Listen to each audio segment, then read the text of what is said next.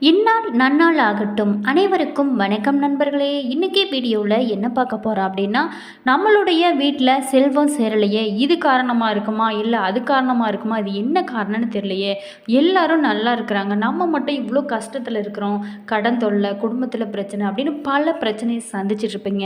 இது எல்லாத்துக்குமே ஒரு தீர்வு தாங்க இந்த வீடியோ. இந்த வீடியோவை ஸ்கிப் பண்ணாமல் பாருங்கள். வீட்டில் செல்வம் சேர என்ன நம்ம செய்யலாம், வீட்டை எப்படி சுத்தமாக வைத்திருந்தால் செல்வம் நம்ம விட்டு சென்றுவிடும், முன்னோர்கள் சொல்லி வைத்த ஒரு செல்வம்னு சொல்லலாங்க. சேரும் வழிகள் என்ன, அதன் அறிவியல் பின்னணி அப்படிங்கிறத எல்லாமே இந்த வீடியோவில் பார்க்கலாங்க. வீடியோவை ஸ்கிப் பண்ணாமல் பாருங்கள். வீடியோ பிடிச்சிருந்தா லைக் பண்ணுங்கள், கமெண்ட் பண்ணுங்கள், ஷேர் பண்ணுங்கள். இதுபோல் தகவலை தெரிஞ்சுக்க இனியவள் உற்சாகம் சேனலை சப்ஸ்கிரைப் பண்ணாதவங்க சப்ஸ்கிரைப் பண்ணிக்கோங்க. கூடவே இருக்க பெல் ஐக்கானையும் ப்ரெஸ் பண்ணிவிட்டு வாங்க வீடியோக்குள்ளே போகலாம். வீட்டில் செல்வம் தங்களையே செல்வம் பெருக என்ன நம்ம செய்யலாம், என்ன செய்யக்கூடாது அப்படிங்கிறத பெரும்பாலுமே அறிவியல் காரணங்களும் ஒத்துப்போவதை போல் உள்ளதை இந்த பதிவில் நம்ம பார்க்கலாங்க. வீட்டில் பெண்கள் இருந்தும் பெண்கள் விளக்கேற்றாமல் ஆண்கள் விளக்கேற்றுவது முற்றிலுமே தவறுங்க. பெண்கள் தான் விளக்கேற்றுறது உங்களுக்கு சிறப்பான ஒரு பலன்களை கொடுக்கும். அதே மாதிரி வீட்டில் சமையல் பாத்திரங்கள் மற்றும் எச்சி பாத்திரங்கள் கழுவாமல் அப்படியே அதிக நேரம் வைத்திருப்பது முற்றிலுமே தவறுங்க. இப்படி வைக்கிறதுனாலையும் வீட்டில் செல்வம் குறைந்து போகிறதுக்கு ஒரு காரணம்னு சொல்லலாம். அதே மாதிரி தலைமுடி தரையில் உலா வருவது போல் வீட்டை கூட்டி பெருக்கி சுத்தமாக வைக்காமல் இருக்கிறது, இது எல்லாமே உங்களுக்கு பல பிரச்சனைகளை சந்திக்க நேரும். அதே மாதிரி ஒற்றடைகள் சேரும் வரைக்குமே வீட்டை சுத்தப்படுத்தாமல் இருக்கக்கூடாதுங்க. சூரியன் மறைந்ததுக்கப்புறம் வீட்டை சுத்தப்படுத்த துடுப்பத்தை எடுப்பது முற்றிலுமே தவறுங்க.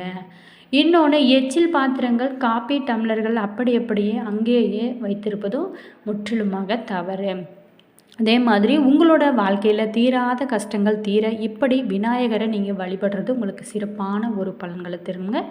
பெண்களை பொறுத்த வரைக்குமே காலை மாலை இரு வேளைகளுக்குமே நீங்கள் வீட்டில் விளக்கு போடுவது ரொம்ப சிறப்பான ஒரு பலன்களை கொடுக்கும். அது மட்டும் இல்லாமல் பெண்களை பொறுத்த வரைக்குமே செவ்வாய் மற்றும் வெள்ளிக்கிழமை தவிர மற்ற நாட்களில் எண்ணெய் தேய்த்து தலை குளிப்பது நல்லது. ஆண்கள் புதன் சனிக்கிழமை தவிர மற்ற நாட்களில் நீங்கள் எண்ணெய் தேய்த்து குளிப்பது தலைக்கு நல்லதுங்க. அதே மாதிரி வீட்டில் உள்ள குழாய்களில் தண்ணீர் சொட்டி கொண்டு இருப்பது ரொம்பவும் சிறப்பானது அல்ல.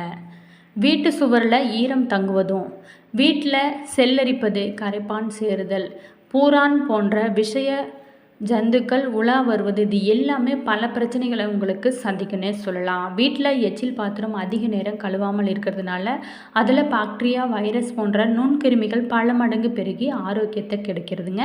வீட்டில் சூரிய ஒளி படாமல் பூச்சிகள், பூரான்கள் போன்றவை வருவதோடு நுண்குருமிகளும் கூடும். இப்படி சொல்லப்பட்ட காரணங்களின் பின் ஆன்மீக ரீதியாக மட்டுமல்ல அறிவியல் ரீதியாகவும் அனைவராலும் ஒத்துக்கொள்ளும்படியாக இந்த பதிவானது இருக்குன்னு சொல்லப்படுது. அது மட்டும் இல்லாமல் நம்மளுடைய முன்னோர்கள் பயன்படுத்தின வாசற்படி உரல், ஆட்டுக்கால் அம்மி இவைகளில் உட்காரவே கூடாதுங்க. ஒருவருக்கு ஒருவர் பணம் கொடுக்க வேணும் அப்படின்னா வாசப்படியில் நின்று கொடுக்க கூடாதுங்க. வெளியில் வந்து தான் பணத்தை கொடுக்கணும். கொடுப்பவரும் வாங்குவரும் வாசல் படிக்கு உள்ளே இருந்து கொடுக்கவும் வாங்கவும் வேண்டும்னு சொல்லப்படுது. உங்களோட வீடுகளில் லட்சுமி கடாசம் தலைத்து செல்வம் பெருக வெற்றிலை, வாழை இலை இவை அனைத்துமே வாட விடக்கூடாதுங்க. வெற்றிலையை தரையில் வைக்கக்கூடாது. சுண்ணாம்பு இல்லாமல் வெற்றிலை போடக்கூடாது. அது மட்டும் இல்லாமல் பிரம்மச்சாரிகள் தாம்பூலம் உட்கொள்ளக்கூடாதுன்னு சொல்லப்படுது. உப்பை தரையில் சிந்தக்கூடாதுங்க. அதே மாதிரி அரிசியும் கழுவும் போதும் தரையில் சிந்தக்கூடாது. இப்படி சிந்தனை அப்படின்னா தானியங்கள் எல்லாமே நம்ம வீட்டில் இருந்து குறைய ஆரம்பிச்சிருங்க. பகலில் குப்பையை வீட்டினுள்ள எந்த மூலையிலுமே குவித்து விடக்கூடாதுங்க. உடனே குப்பையை எடுத்து வெளியில் போட்டுடணும். இரவில் வீட்டை பெருக்கினா குப்பையை வெளியே கொட்டக்கூடாது. வீட்டில் தூசி ஒட்டடை சேரவே விடக்கூடாதுங்க. அது பல சிக்கலை உருவாக்கும். அது மட்டும் இல்லாமல் அன்னம், உப்பு, நெய் இவை எல்லாமே கையால் பரிமாறக்கூடாது. கரண்டியால் மட்டுமே நம்ம பரிமாறுறது ரொம்பவும் சிறப்பானதாகவும் சொல்லப்படுது. அது மட்டும் இல்லாமல் கையால் பரிமாறப்பட்ட அன்னம், உப்பு, நெய் இவை அனைத்துமே மாமிசத்துக்கு சமமாகவும் சொல்லப்படுது. செல்வ செழிப்போடு வாழ நாம் வாழும் வீட்டில் துர்நாற்றம் வீசக்கூடாதுங்க. அப்படி வீசினா பணவரவு நம்ம வீட்டை விட்டு குறைந்து கொண்டே இருக்கும். செல்வ செழிப்போடு வாழ நம்மளுடைய வீட்டில் நம்மளுடைய ஆடைகள் துணிகள் சிதறி கிடக்கக்கூடாதுங்க.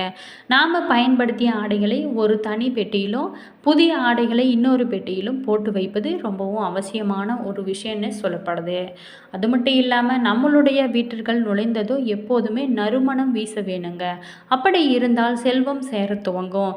எங்கே போக வேண்டும் வேண்டிய பணம் கூட நம்மளுடைய வீட்டை நோக்கி வரும். அதே சமயம் அனாவசியமான செலவுகளும் குறையும்னே சொல்லப்படுது.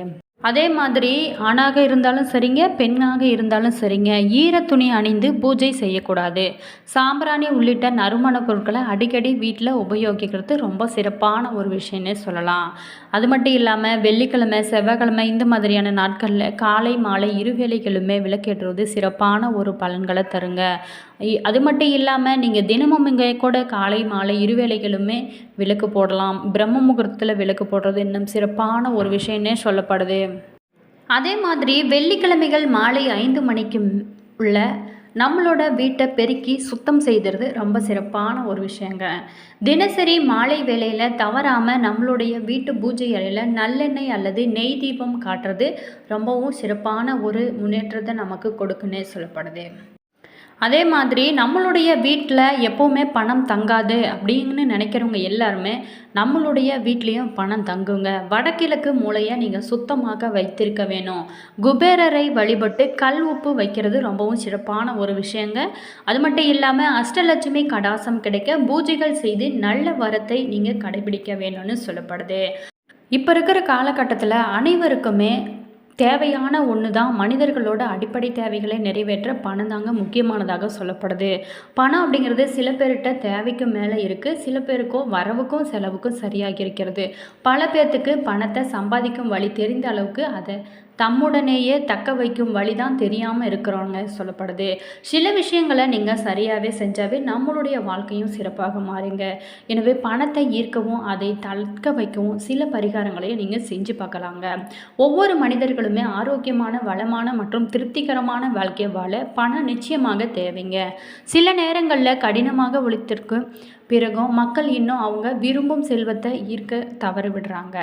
பலவிதமான முயற்சிகளுக்கு அப்புறம் நீங்கள் சம்பாதித்த பணமானது வீட்டில் தங்கவில்லை அப்படின்னா கூட உங்களுக்கு எப்போதுமே பணத்தை தட்டுப்பாடு இருந்தால் பற்றாக்குறையால் போக்க சில பரிகாரங்கள் இருக்குங்க.